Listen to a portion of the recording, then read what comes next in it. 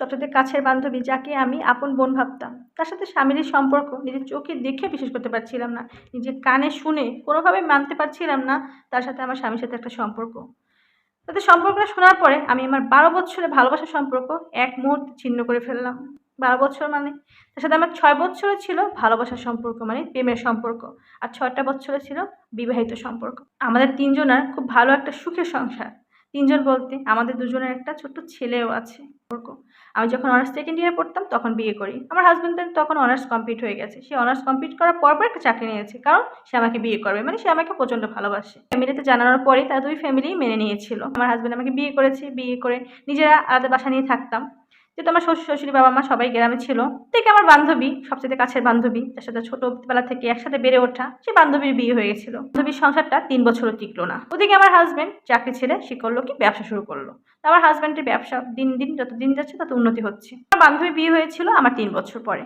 মানে আমার যখন ৬ বছর বিবাহিত জীবন কমপ্লিট হয়েছে, ওর তখন ৩ বছর কমপ্লিট হয়েছে। আর ও ৩ বছর কমপ্লিট হইতে না হতেই ওদের দুজনের ডিভোর্স হয়ে গেছে। আমার বান্ধবী হাসব্যান্ডকে ডিভোর্স দিল।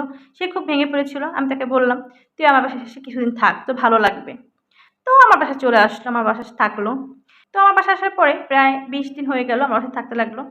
তো হঠাৎ করে অনেক রাত, তখন রাত প্রায় ৩:৩০ বাজে। আমার একদিন ঘুম ভেঙে গেল। ঘুম ভেঙে দেখলাম আমার হাসব্যান্ড আমার মানে পাশে শোয়া নেই। তো সে কোথায় গেল?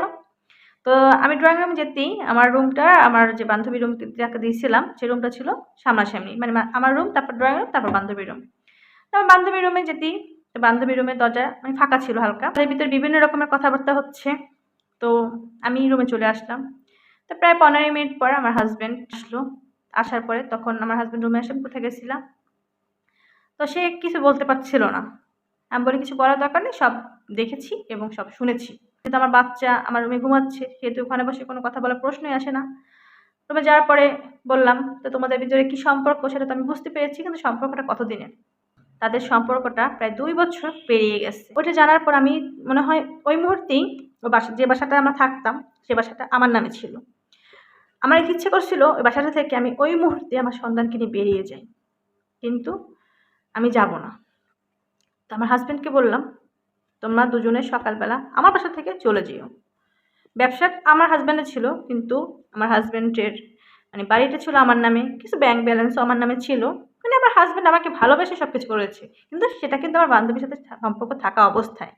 মানে তারা কিভাবে কি সম্পর্ক চালায় যেতে চাইছে আমি কিছুই বুঝে উঠতে পারছি না। তারপরের দিন আমি আমার হাসব্যান্ডকে আর আমার বান্ধবীকে বিয়ে দিয়ে দিলাম। তো আমি আমার হাসব্যান্ডকে ডিভোর্স দিতে চেয়েছিলাম, কিন্তু ডিভোর্স দেইনি। যেহেতু আমার সন্তানের বাবা, এই সমাজে আমার সন্তান প্রতিষ্ঠিত হবে, তার বাবাকে অবশ্যই তার প্রয়োজন হবে। কিন্তু ডিভোর্স দেয়নি। তো এই কাহিনীর সাথে আমার জীবনে কোনো মিল নেই। এটা আমার একটা পরিচিত বোনের কাহিনী। যদি আপনাদের ভালো লেগে থাকে আমার পাশে থাকবেন। আসসালামু আলাইকুম, আল্লাহ হাফেজ।